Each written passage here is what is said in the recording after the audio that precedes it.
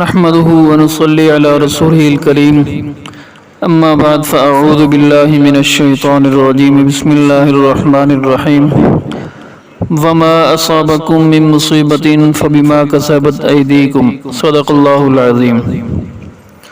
سورۃ الحدید کی یہ آیت میں نے تلاوت کی ہے۔ اس کا مطلب یہ ہے کہ جو بھی مصیبت تمہارے اوپر آتی ہے وہ تمہارے گناہوں کی وجہ سے آتی ہے۔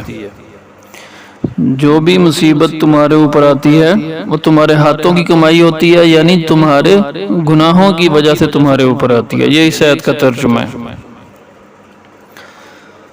آج میرا ارادہ ہے کہ ملکی حالات کے اوپر کچھ بیان کروں کہ ملکی حالات کا جیسا کہ آپ کو معلوم ہے کہ دن بدن خراب ہوتے چلے جا رہے ہیں۔ ملک قرضوں کی بدترین جو ہے وہ قرضوں کی بدترین دلدل کے اندر دھنستا چلا جا رہا ہے۔ معاشی حالات ملک کے ٹھیک نہیں ہیں، مہنگائی بے روزگاری عروج پر ہے، ہر لوگ پریشان ہیں، امن و امان کی صورتحال بھی خراب ہے۔ تو زنا ہے، چوری ہے، ڈاکے ہیں، یہ سب چیزیں بھی ہو رہی ہیں، بدکاری ہے، تو ملک کے حالات بہت خراب ہیں۔ تو ہر شخص یہ چاہتا ہے کہ ملک کے حالات ٹھیک ہو جائیں، لیکن اس کو یہ نہیں پتا کہ ان حالات کو ٹھیک کیسے کرنا ہے۔ وہ سمجھتا ہے کہ ملک کے حالات ٹھیک کرنے کا طریقہ یہ ہے کہ حکومت بدل دی جائے یا ووٹ نہ دیا جائے، تو یہ ٹھیک نہیں ہے۔ حکومت بدلنا اور ایسی حکومت کا چناؤ کرنا جو آپ کی سمجھ کے مطابق ملک کے لیے بہتر ہو، دین کے لیے بہتر ہو، تو یہ اچھی بات ہے اور حکم بھی ہے ہمیں، لیکن صرف اسی کے اوپر جو ہے نا وہ تکیہ لگا لینا اور صرف اسی کے اوپر بس کر دینا اور صرف اسی بات پر بھروسہ کر کے بیٹھ جانا، یہ بات غلط ہے۔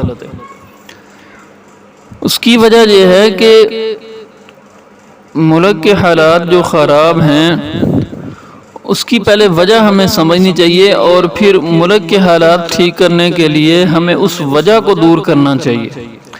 جس طریقے سے اگر آپ نے درخت کو کاٹنا ہے تو اس کا صحیح طریقہ کیا ہے کہ اس کو جڑ سے کاٹ دیا جائے، جڑ سے اکھاڑ پھینکا جائے، پھر درخت خود بخود کٹ جائے گا اور دوبارہ بھی نہیں اگے گا۔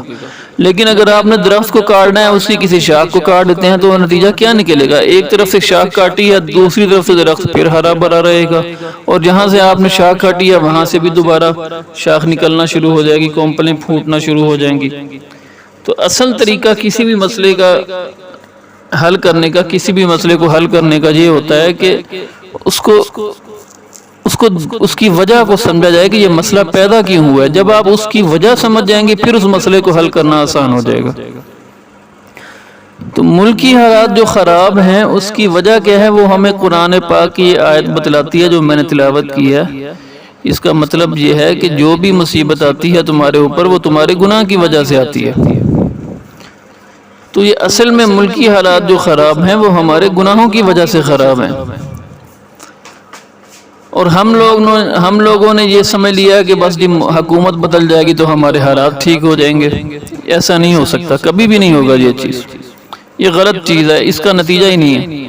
تھوڑے بہت حالات بہتر ہو جائیں گے لیکن وہ چیز حاصل نہیں ہوگی جو ہم چاہتے ہیں۔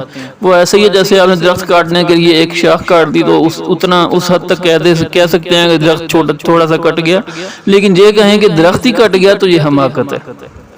تو درخت کاٹنے کے لیے اس کی جڑ کو کاٹنا پڑے گا، یعنی گناہوں کو چھوڑنا پڑے گا۔ ملکی حالات کو ٹھیک کرنے کے لیے ضروری ہے کہ ہم گناہوں کو چھوڑیں، کیونکہ قرآن کہہ رہا ہے کہ جو بھی مصیبت آتی ہے وہ گناہوں کی وجہ سے آتی ہے۔ تو ملکی حالات جو خراب ہیں یہ بھی ایک مصیبت ہے، تو یہ بھی گناہوں کی وجہ سے آئی ہے۔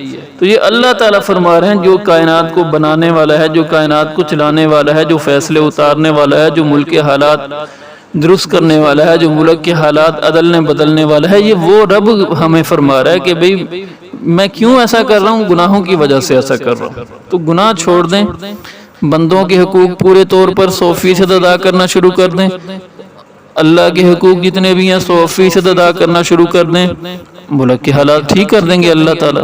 اللہ تعالیٰ کو کیا پڑی ہوئی ہے کہ ہم سب لوگ اللہ کے احکامات کو بھی مکمل طور پر ادا کریں اور وہ پھر بھی ملک کے حالات خراب رہیں یا ہمیں کسی طور پر اور کسی طریقے سے آفت عذاب میں ڈالیں۔ اللہ نے ایسا کر کے کیا کرنا ہے، وہ تو بیٹھے ہی اس لیے کہ ہمیں نعمتیں دے، اس کی تو پسند یہ ہے کہ وہ لوگوں کو نعمتیں دے، آفتوں سے بچائے۔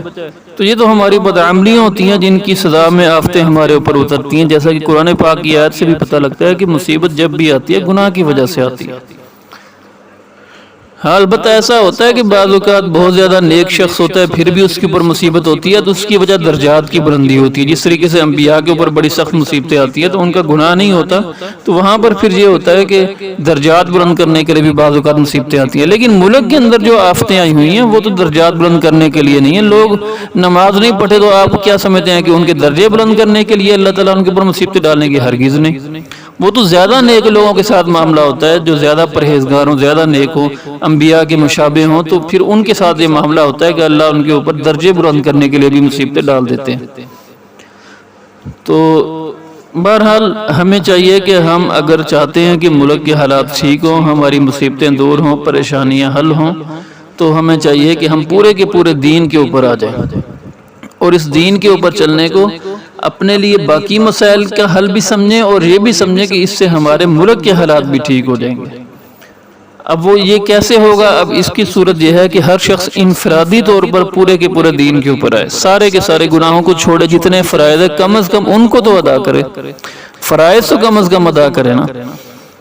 تو انفرادی طور پر جو ہے نا یہ معاملہ ہوگا حل جب ہم لوگ ہر شخص اپنے طور پر اور جو اس کے ماتحت لوگ ہیں، جو اس کی بات ماننے والے ہیں، جو اس کے حکم کے تحت چلنے والے ہیں، ان لوگوں سے جو ہے نا ابتدا ہوگی اور وہ نماز، روزے، حج، زکوٰۃ وغیرہ فرائض کے اوپر آئیں گے، حلال حرام میں فرق کریں گے، اللہ کے بھی حقوق سارے ادا کریں گے، بندوں کے حقوق بھی سارے ادا کریں گے۔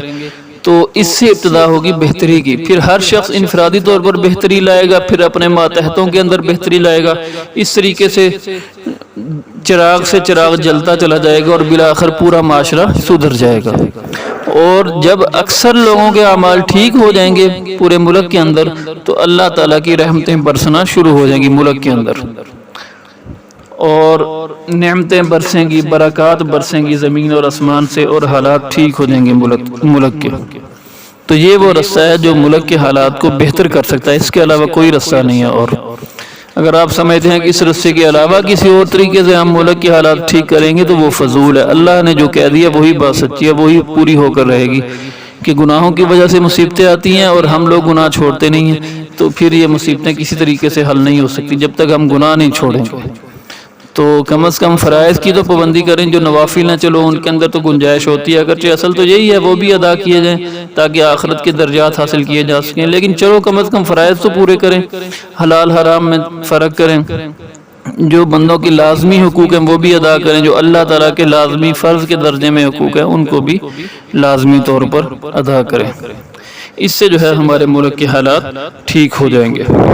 تو میں ایک دفعہ جو ہے نا بیان کا خلاصہ دوبارہ دہرا دیتا ہوں کہ قرآن پاک کے اندر اللہ تعالیٰ نے فرمایا کہ اور جو بھی مصیبت آتی ہے وہ تمہارے گناہوں کی وجہ سے آتی ہے، اور ہمارے چونکہ ملک کے حالات خراب ہیں یہ بھی ایک مصیبت ہے، تو یہ مصیبت بھی باقی مصیبتوں کی طرح ہمارے گناہوں کی وجہ سے آئی ہے، اور اس کو حل کرنے کا طریقہ کیا ہے کہ آپ اس وجہ کو چھوڑ دیں جس کی وجہ سے یہ مصیبت آئی ہے، اور وہ وجہ گناہ ہے، تو گناہوں کو چھوڑ دیں، سارے کے سارے حقوق اللہ بھی ادا کریں، سارے کے سارے حقوق العباد جتنے ہیں وہ بھی ادا کریں، تو اللہ تعالیٰ کی آسمان اور زمین سے رحمتیں برسنا ہمارے اوپر شروع ہو جائیں گی اور ملک کے حالات ٹھیک ہو جائیں گے۔ صرف حکومتیں بدلنے سے اگر آپ سمجھتے ہیں کہ ملک کے حالات ٹھیک ہو جائیں گے، نہیں ہو سکتے۔ آپ جتنی بھی اچھی سے اچھی حکومت لے لیں وہ نہیں ٹھیک کر سکے گی، وہ بے بس ہو جائے گی، وہ چاہے گی کہ ملک کے حالات ٹھیک کر لیں لیکن اس کے بس میں نہیں ہوگا، کیونکہ اللہ تعالیٰ ہی نہیں چاہیں گے تو پھر انسان کیسے کچھ اس کی مرضی کے خلاف چاہ سکتا ہے۔ وآخر دعوانا الحمدللہ رب العالمین۔